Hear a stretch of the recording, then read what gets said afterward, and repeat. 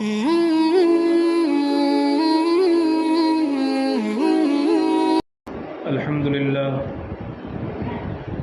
لله وكفى وسلام على عباده الذين اصطفى أما بعد قال الله تبارك وتعالى في القرآن المجيد والفرقان الحميد أعوذ بالله من الشيطان الرجيم بسم الله الرحمن الرحيم وَإِن يَكَادُ الَّذِينَ كَفَرُوا لَيُزْلِقُونَكَ بِأَبْصَارِهِمْ لَمَّا سَمِعُوا الذِّكْرَ وَيَقُولُونَ إِنَّهُ لَمَجْنُونٌ صدق اللہ العظیم۔ محترم بزرگوں اور دوستوں، آج کل ہم لوگ بہت سارے جملے ایک دوسرے سے ایسے سنتے رہتے ہیں کہ یار پریشانی بہت زیادہ ہے، گھروں میں حالات بہت عجیب ہو رہے ہیں، کاروبار ٹھپ ہو رہا ہے، لڑکے نافرمان ہو رہے ہیں، بیوی بات نہیں سن رہی ہے، بچے باقی ہو رہے ہیں، گھر میں بیماری آتی ہے، رپورٹیں نارمل ہوتی ہیں اور پھر بھی افاقہ نہیں ہوتا، فائدہ نہیں ہوتا، علاج پہ علاج، اس کی وجہ سے بڑی پریشانیاں ہیں۔ یہ جملے اس طرح کے آپ لوگ بھی سنتے ہیں، ہم لوگ بھی سنتے ہیں۔ تو سوال یہ پیدا ہوتا ہے کہ کیا کبھی ہم نے غور کیا کہ ان جملوں کے پیچھے، ان پریشانیوں کے پیچھے اصل راز کیا ہے؟ یہ کیوں پریشانیاں، اس طرح کے حالات، پریشانیاں، بیماریاں، تکلیفیں، مصیبتیں، یہ اس طرح کی سچویشن اور صورتحال کیوں پیدا ہوتی ہے؟ تو دیکھیے، کسی چیز کے بہت سے ریزنز ہو سکتے ہیں، بہت سارے اسباب ہو سکتے ہیں، بہت ساری وجوہات ہو سکتی ہیں، لیکن اگر وہ ریزن ظاہر ہے، اگر وہ سبب معلوم ہے تو آدمی اس کا علاج کرتا ہے۔ مثال کے طور پر آدمی کہیں جا رہا تھا، راستے میں کہیں کانٹا پڑا ہوا تھا، پتھر پڑا ہوا تھا، اینٹ پڑی ہوئی تھی اور اس اینٹ پر پیر لگنے کی وجہ سے پھسل کر گر گیا، تو آدمی اس اینٹ کو اٹھا کر کے رکھ دیتا ہے اور اس کا علاج کرتا ہے کہیں دوبارہ پھسل کر کے نہ گر جاؤ، اس لیے کہ اس کو معلوم ہے کہ گرنے کا ریزن کیا ہے، پھسلنے کا سبب کیا ہے اور زمین پر آنے کی وجہ کیا ہے۔ جو سبب ظاہر ہوتا ہے اس سے آدمی بچ جاتا ہے۔ مثال کے طور پر ایک آدمی کو ٹھنڈا سوٹ نہیں کرتا ہے، اس نے رات میں سونے سے پہلے آئس کریم کھا لیا، فالودہ پی لیا، ٹھنڈا پی لیا، کولڈ ڈرنک پی لیا اور گلا اس کا جام ہو گیا اور مثال کے طور پر نزلہ ہو گیا۔ آدمی کو ظاہری طور پر سمجھ میں آ رہا ہے کہ میں نے یہ کیا تھا اس لیے یہ بیمار ہوا۔ تو کچھ چیزیں ایسی ہوتی ہیں جن کے اسباب ظاہر ہوتے ہیں، جن کا سبب معلوم ہوتا ہے، لیکن بعض چیزیں ایسی ہوتی ہیں کہ جن کے ریزنز چھپے ہوئے رہتے ہیں، جن کے اسباب چھپے ہوئے رہتے ہیں۔ آدمی ان اسباب کو کھوجے، ان کو ڈھونڈے اور پھر ان سے بچے، یہ بہت مشکل ہوتا ہے۔ انہی چھپے ہوئے اسباب میں سے ایک سبب ہے نظر۔ کہتے ہیں نظر لگ گئی۔ یہ نظر کیا چیز ہے اور کتنی خطرناک چیز ہے؟ ہم اور آپ اسے نارمل سمجھتے ہیں، لیکن اللہ کے نبی صلی اللہ علیہ وسلم نے فرمایا اکثر من یموت من امتی بعد قضاء اللہ وقدرہ بالعین، بعض روایتوں میں بالانفسی کے الفاظ ہیں۔ قال البزار المراد بالانفس العین، مفسرین نے، محدثین نے انفس کی تشریح عین سے کی ہے۔ آپ کو میں اگر ترجمہ سناؤں اس حدیث کا تو آپ چونک جائیں گے۔ نبی پاک صلی اللہ علیہ وسلم نے فرمایا میری امت میں سب سے زیادہ لوگ اگر کسی چیز سے مریں گے تو ان نظر سے مریں گے۔ اور ایسا نہیں ہے کہ یہ کمزور حدیث میں آپ کو سنا رہا ہوں یا یوں ہی حدیث سنا رہا ہوں، میں نے آپ کو بتایا یہ حدیث کی کئی کتابوں میں لکھی ہوئی ہے، طبرانی کے اندر ہے، مسند بزار کے اندر ہے اور بھی حدیث کی دوسری کتابوں کے اندر ہے، اور قابل اعتماد حدیث ہے، مضبوط حدیث ہے۔ اللہ کے نبی صلی اللہ علیہ وسلم نے فرمایا میری امت میں سب سے زیادہ لوگ اگر کسی چیز کی وجہ سے مریں گے تو نظر لگنے کی وجہ سے مریں گے۔ اللہ اکبر۔ ہم سوچ نہیں پاتے، آدمی سوچتا ہے کہ بیمار ہو گیا، بخار آ گیا، اور بخار آ گیا، بخار آ کر کے مر گئے، کینسر ہو گیا، فلاں مرض ہو گیا، فلاں مرض ہو گیا۔ میں نے بتایا یہ سب اسباب ایسے ہیں جو ظاہری سبب ہیں۔ تم نے غور کیا کہ یہ بخار کیوں آ گیا، یہ کینسر کیوں ہو گیا، یہ فلاں بیماری کیوں پیدا ہو گئی؟ تو بہت سی مرتبہ ایسا ہوگا کہ اس بیماری کے پیچھے ایک کسی چیز کا ہاتھ ہوگا جو نظر ہے۔ یہ نظر بہت خطرناک چیز ہوتی ہے۔ اللہ کے نبی صلی اللہ علیہ وسلم نے دوسری حدیث میں فرمایا، نظر انسان کو قبر تک اور اونٹ کو ہانڈی تک پہنچا دیتی ہے۔ یعنی انسان کو جب نظر لگتی ہے وہ علاج کراتا ہے، کوئی افاقہ نہیں ہوتا، کمزور ہوتے ہوتے بیماریاں جھیلتے وہ اس دنیا کو چھوڑ جاتا ہے۔ وہ سمجھتا ہے بخار کی وجہ سے انتقال ہوا، کینسر کی وجہ سے انتقال ہوا، فلاں بیماری کی وجہ سے انتقال ہوا، لیکن اس بیماری کے پیچھے جو اصل جڑ ہے اس کی طرف اس کا ذہن نہیں جاتا ہے۔ اللہ کے نبی صلی اللہ علیہ وسلم نے ایک دوسری حدیث میں فرمایا، اور یہ صحیح حدیث ہے، روایات کے اندر یہ حدیثیں موجود ہیں، العین حق ولو کان شیء سابق القدر، اگر کوئی چیز تقدیر سے آگے جا سکتی تو نظر اس سے بھی آگے پہنچ جاتی۔ اتنی خطرناک چیز ہے کیا چیز؟ چلیے ایک دو باتیں اور بتا دیتا ہوں آپ کو کہ کتنی عجیب و غریب چیز ہے نظر، اور کیسے ہمیں بچنا چاہیے اس سے، اور کیسے ہمیں اس سے کنٹرول کرنا چاہیے۔ ایک صحابی ہیں، وہ ایک مرتبہ اللہ کے نبی صلی اللہ علیہ وسلم کے پاس گئے، تشریف لے گئے۔ یہ حدیث کنز العمال کے اندر لکھی ہوئی ہے۔ جب وہ صحابی پہنچے تو وہاں ایک ہانڈی میں گوشت ابل رہا تھا، اور گوشت پک رہا تھا۔ اوپر جو برتن رکھا جاتا تھا وہ کبھی کبھی کھول دیا جاتا، پانی کا ابال آتا ہے، تھوڑی دیر کے لیے برتن کبھی ہٹا دیتے ہیں، تو ایسے برتن اس کے اوپر سے ہٹا ہوا تھا۔ ایک چربی کی بوٹی تھی جو گوشت لگی ہوئی تھی، وہ بار بار نیچے جاتی، جیسے ابلتی ہے کوئی چیز تو نیچے آ جاتی، اوپر جاتی، نیچے جاتی، اوپر جاتی۔ وہ صحابی کو وہ چربی کی بوٹی بہت اچھی لگی، انہوں نے وہ چربی کی بوٹی نکالی اور اس کو کھا لیا۔ اس کے بعد ان کے پیٹ میں درد شروع ہوا، ان کے پیٹ میں تکلیف شروع ہوئی۔ وہ علاج کراتے رہے، ساری تدبیریں کرتے رہے، لیکن 1 سال تک ان کے پیٹ کا درد نہیں گیا۔ 1 سال تک ان کے پیٹ کا درد نہیں گیا۔ 1 سال کے بعد ان کے ذہن و دماغ میں آیا کہ چلو نبی پاک صلی اللہ علیہ وسلم سے کچھ حال بتلاتے ہیں۔ اللہ کے نبی صلی اللہ علیہ وسلم کی خدمت اقدس میں آئے اور عرض کیا، یا رسول اللہ ایسی بات ہے، 1 سال سے میرے پیٹ کا درد نہیں جا رہا۔ آپ نے فرمایا تم کو پتہ بھی ہے گوشت کی وہ بوٹی، چربی کی وہ بوٹی جس کو تم نے اپنے حلق سے نیچے اتارا تھا، اس میں 7 لوگوں کی نظر لگی ہوئی تھی، اور وہ بوٹی تم نے کھا لیا۔ اس نظر کا اثر تھا کہ 1 سال سے تمہارے پیٹ کا درد نہیں جا رہا ہے۔ کیا سمجھ رکھا ہے ہم نے نظر کیا چیز ہے؟ اور ہماری صورتحال یہ ہے کہ برگر، پیزا اور شورما اور پتہ نہیں کیا کیا باہر لگا ہوا ہے۔ ہزاروں فقیروں اور غریبوں کی للچائی ہوئی نگاہیں اس پر پڑتی ہیں۔ کتنے بیچارے بھیک مانگنے والے، کتنے غریب ایسے ہوں گے جو یہ سوچتے ہیں آج میرے پاس بھی پیسہ ہوتا تو میں اس برگر کو لے کر، پیزا کو لے کر اپنے گھر پہ جاتا، اپنے بچوں کو کھلاتا۔ ہمیں نظر نہیں آتا ہے، لیکن کتنی للچائی ہوئی نگاہیں ان باہر کے سامانوں پہ لگی ہوئی ہوتی ہیں۔ وہی ہم آرام سے کھاتے ہیں، بسم اللہ بھی نہیں پڑھتے، نظر سے بچنے کی دعائیں اور تدبیریں بھی نہیں کرتے، اور پھر کہتے ہیں ہمارا بچہ بیمار ہے، دودھ چھوڑ دیا، کھانا چھوڑ دیا، صحت ڈاؤن ہو رہی ہے، رپورٹیں نارمل ہیں۔ کبھی ہم نے غور بھی کیا کہ ہو سکتا ہے اس کے پیچھے اس نظر کا اثر ہو جو ہمیں محسوس طریقے پر نہیں دکھ رہی ہے۔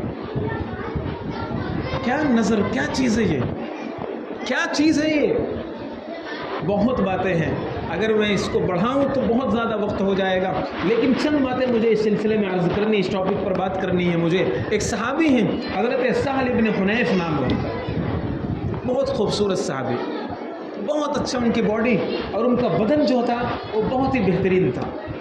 تو اتفاق سے پہلے زمانے میں اتنا زیادہ پانی کا انتظام تو نہیں تھا، لوگ باہر نہاتے تھے، لنگی اور کپڑا پہن کر کے باہر ہی نہاتے تھے۔ جو بیچارے عمر دراز لوگ ہیں وہ جانتے ہیں ابھی کہ گاؤں میں لوگ پہلے کیسے نہاتے تھے، کنویں کے باہر، نل کے باہر پانی میں لے کر کے بیٹھ کر دور سے پانی بھر کر کے لا کر کے اس طرح نہاتے تھے، پہلے تو اسی طرح تھا۔ اب تو یہ آسانیاں ہیں گھروں میں، تو حضرت سہل بن حنیف رضی اللہ تعالیٰ عنہ صحابی رسول ہیں، وہ ایک مرتبہ غسل کر رہے ہیں اور اسی طرح باہر پانی بھر کر کے وہ نہا رہے ہیں، بدن پر کپڑا ڈالا ہوا ہے، اوپر کا بدن کھلا ہوا ہے۔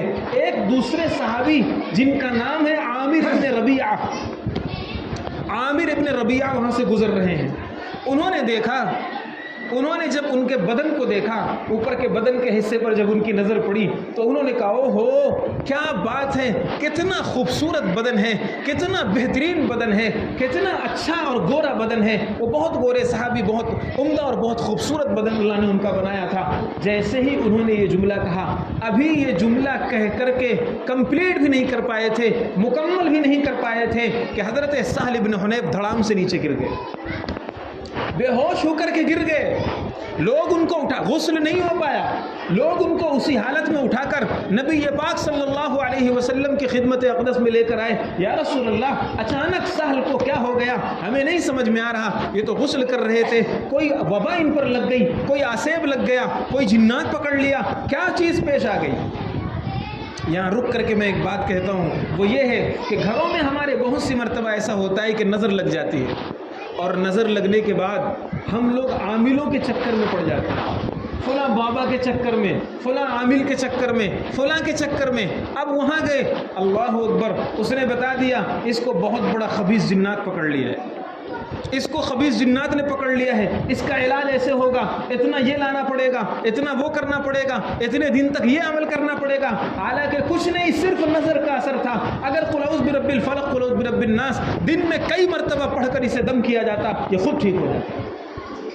اللہ کے نبی صلی اللہ علیہ وسلم کا احسان ہے اپنی امت پر، سکھایا ہے اپنے ماننے والوں کو کہ تم عاملوں کے محتاج نہیں ہو، تم میں سے ہر شخص عامل ہے، تمہارے پاس اللہ کا قرآن ہے، تمہارے پاس قل اعوذ برب الفلق ہے، تمہارے پاس قل اعوذ برب الناس ہے، تمہارے پاس آیت الکرسی ہے، تمہارے پاس اللہ کا یہ پاورفل کلام ہے، پڑھو اس کو اور اس کے اثرات کو دیکھو۔ لیکن ہمیں کہاں فرصت ہے، ہمیں کہاں ان چیزوں کی طرف توجہ دینی ہے۔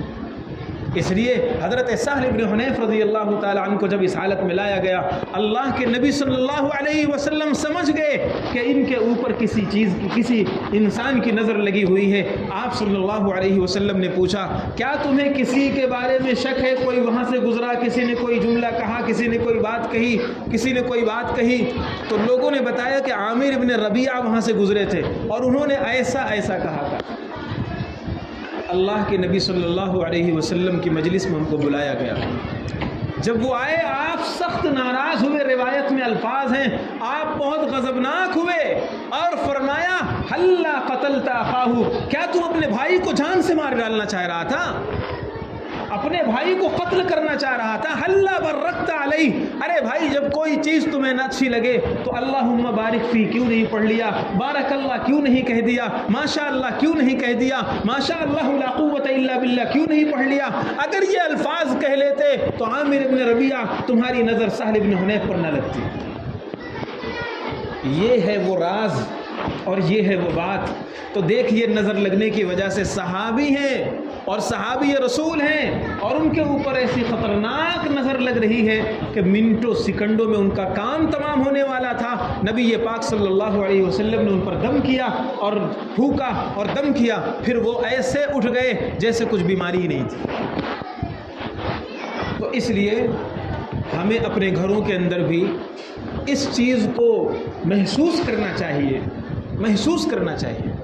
آپ کو ایک بات جو میں نے خطبے میں قرآن کی آیت پڑھی تھی وہ بتا کر کے بات آگے بڑھاتا ہوں۔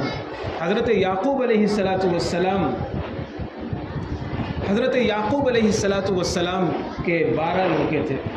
حضرت یوسف علیہ السلام انہی کے بیٹے ہیں، حضرت یعقوب علیہ السلام کے۔ اور حضرت یوسف علیہ السلام کتنے خوبصورت، کہتے ہیں آدھی دنیا کی خوبصورتی یوسف علیہ السلام کے پاس ہے اور آدھی خوبصورتی میں پوری دنیا کے لوگ ہیں، اور اتنے خوبصورت کہ آدمی اللہ اکبر کیا خوبصورت انسان، سمجھ رہے ہیں آپ لوگ؟ تو اس لیے آدھی خوبصورتی تنہا حضرت یوسف علیہ السلام کے پاس ہے۔ تو کیسے وہ خوبصورت ہوں گے؟ اور ان کے بھائی جو ہیں وہ بھی تو انہی کے بھائی ہیں، وہ بھی کتنے خوبصورت ہوں گے۔ تو حضرت یعقوب علیہ السلام کے جو بیٹے تھے وہ عمدہ پرسنالٹی اور ڈیل ڈول، جسم جثہ، باڈی، بدن، یعنی خوبصورتی کے جو تمام چیزیں ہونی چاہیے وہ ان کے اندر تھی۔ حضرت یعقوب علیہ السلام کے یہ بیٹے جب مصر جا رہے ہیں اپنے بھائی حضرت یوسف علیہ السلام کے پاس، تو قرآن پاک نے نقشہ کھینچا ہے اور حضرت یعقوب علیہ السلام انہیں نصیحت کر رہے ہیں۔ کیا نصیحت کر رہے ہیں؟ نصیحت یہ کر رہے ہیں کہ پہلے زمانے میں ایک گاؤں جیسے ہوتا تھا تو گاؤں کے کنارے کنارے ایک دیوار بنی ہوتی تھی، پورے گاؤں کو وہ دیوار گھیرتی تھی، اور اس دیوار پر انٹری کے لیے اور ایگزٹ کے لیے گیٹ لگے ہوئے تھے، یہ گیٹ وہ گیٹ وہ گیٹ۔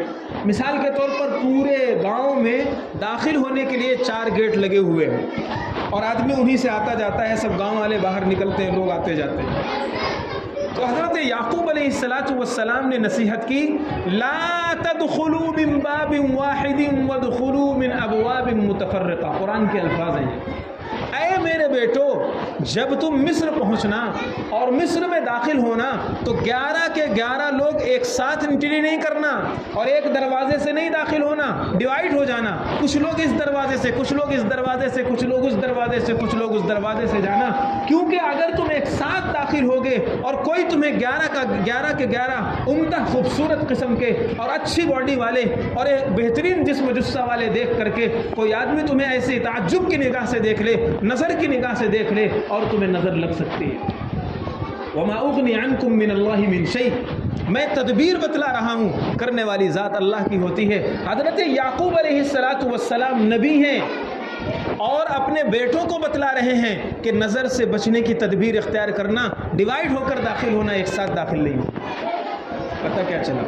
پتہ یہ چلا کہ نظر لگتی ہے، نیک لوگوں پر بھی لگتی ہے، اچھے لوگوں پر بھی لگتی ہے، اور ایسا نہیں ہے کہ کوئی بری نظر سے دیکھے، غصے کی نظر سے دیکھے تو ہی نظر لگے گی، نہیں، پیار کی نظر سے دیکھے تو بھی نظر لگتی ہے، ماں باپ کی نظر بھی لگتی ہے۔ ماں باپ کو بھی کوئی چیز اچھی لگی اور انہوں نے ماشاءاللہ نہیں کہا، اللہم بارک فی بارک اللہ، یہ سب الفاظ نہیں کہے تو ان کی نظر بھی لگتی ہے۔ اور اس سے بچنے کے لیے مختلف تدبیریں ہیں، مختلف اوراد ہیں، مختلف اذکار ہیں۔ کم سے کم یہ ہے کہ آدمی کو دل سے ماشاء اللہ لا قوت الا باللہ پڑھ لینا چاہیے۔ شعب الایمان للبیہقی کے اندر ایک حدیث لکھی ہوئی ہے، اللہ کے نبی صلی اللہ علیہ وسلم نے فرمایا، اگر کوئی آدمی اپنی کسی نعمت کو دیکھ کر ماشاء اللہ لا قوت الا باللہ پڑھ لیتا ہے، اللہ تعالیٰ موت تک اس نعمت پر کبھی زوال نہیں آنے دے گا، موت تک اس نعمت پر کبھی پریشانی نہیں آنے دے گا۔ دل سے پڑھ کر تو دیکھیے۔ اور ہم اگر ماشاءاللہ پڑھتے بھی ہیں تو ایک رسم کے حساب سے پڑھتے ہیں، ماشاءاللہ ماشاءاللہ، یعنی نہ ذہن میں دماغ میں ہے کہ ہم ماشاءاللہ کیوں پڑھ رہے ہیں، ماشاءاللہ کا مطلب کیا ہوتا ہے، ماشاءاللہ یہاں کس نیت سے پڑھا جا رہا ہے، نہیں، بس ایک رسم ہے، ہمارے ماں باپ نے سکھا دیا تھا کہ ہاں بھائی ماشاءاللہ پڑھ لیا کرو، بس ہم ماشاءاللہ پڑھ لیتے ہیں۔ بزرگوں اور دوستوں، دل سے یہ سمجھ کر کے کہ ہمارے ماشاءاللہ پڑھنے سے نظر نہیں لگے گی، نظر سے بچنے کے لیے ہم ماشاءاللہ پڑھ رہے ہیں، اس نیت سے پڑھنا چاہیے۔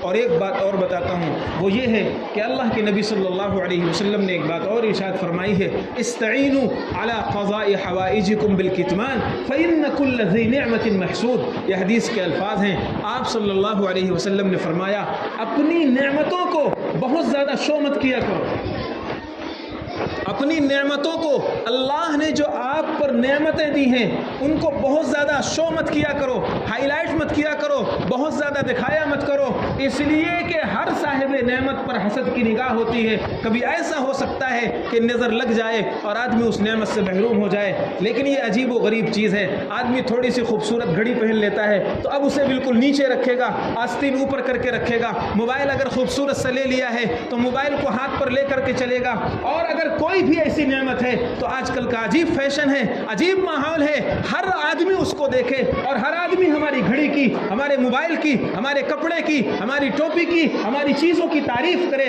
یہ عجیب فیشن بن گیا ہے، اسی لیے یہ تباہی آئی ہوئی ہے، اسی لیے یہ حالات آئے ہوئے ہیں۔ اور اب تو چھوڑیے دوسری بات، پرسنلی چیزیں، گھر میں کھانا بن رہا ہے، تھوڑا سا اچھی ڈشیں بنا لیا، فوراً فوٹو اور فوراً اسٹیٹس۔ کیا تماشا ہے بھائی، इस स्टेटस में कितने लोगों ने तुम्हारे स्टेटस को देखा, क्या कितने लोगों ने ललचाई हुई निगाह से देखा, कितने लोगों ने माशाअल्लाह पढ़ा और कितने लोगों ने इस तरह कहा। देखिए इस तरह भी नज़र लगती है। नज़र लगने के लिए आदमी का सामने होना ज़रूरी नहीं है, बल्कि आपको एक मज़े की बात बताऊं, अंधे की नज़र भी लगती है। किताबों में ये लिखा हुआ है कि अगर कोई आदमी अंधा है और उसके सामने किसी का तज़किरा कर दिया गया और वो पहले से जानता है कि फ़लाँ आदमी बहुत है, बहुत टैलेंटेड है, ये है वो है, और उसके अंदर की रूह अगर उसकी तरफ अच्छे से मुतवज्जह हो गई तो उस अंधे की नज़र भी लग सकती है। तो नज़र लगने के लिए देखना ज़रूरी नहीं, नज़र लगने के लिए पास होना ज़रूरी नहीं, नज़र दूर से भी लग सकती है। तो हम अपने स्टेटस में खूबसूरत छोटे छोटे बच्चे होते हैं, फ़ोटो खींचा, नहलाया धुलाया, अच्छे से उनका मेकअप कराया, फ़ौरन फ़ोटो खींच करके डीपी पे लगा लिया। क्या तमाशा है भाई। मैं ये नहीं कहता डीपी पे लगाना हराम है, मैं ये नहीं कहता स्टेटस पे लगाना हराम है, लेकिन अल्लाह के पैगंबर ने फरमाया छुपाओ अपनी नेमतों को, बहुत ज़्यादा उनको हाईलाइट मत करो। कितनी निगाहें देखती हैं, कौन माशाअल्लाह पढ़ता है, कितनी आंखें देखती हैं, कौन सुभान अल्लाह पढ़ता है, कौन अल्लाह का जिक्र करता है, कौन माशाअल्लाह के कलमात ज़बान से कहता है।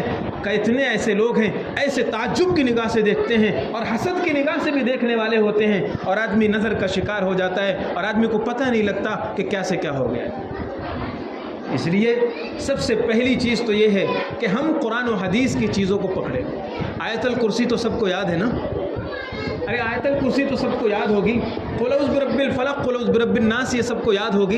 इसलिए बहुत ज़्यादा अपने छोटे छोटे बच्चों और अपनी चीज़ों को बहुत ज़्यादा पढ़कर दम किया करो। कुल औज़ बिरब्बिल फलक, कुल औज़ बिरब्बिन नास बार बार पढ़कर दम किया करो। अपने मोबाइल पर, अपनी गाड़ी पर, अपने घर पर, अपने बच्चों पर, अपने बीवी पर, अपने लोगों पर, अपने कारोबार पर, अपनी दुकान पर दम किया करो बार बार पढ़ करके। अल्लाह ताला इससे हिफाजत फरमाता है। इसलिए ये नज़र से मुताल्लिक़ चंद बातें मैंने आपके सामने अर्ज़ की हैं, और भी बहुत सी चीज़ें कहने की हैं, लेकिन अपनी चीज़ों को थोड़ा सा छुपा करके रखिए, बहुत ज़्यादा उनको हाईलाइट करने की ज़रूरत नहीं है। बच्चों को जब घर से बाहर निकालिए तो एक मरतबा माशाअल्लाह ला कुव्वता इल्ला बिल्लाह पढ़कर फूंक दीजिए, फिर बाहर लेकर जाइए।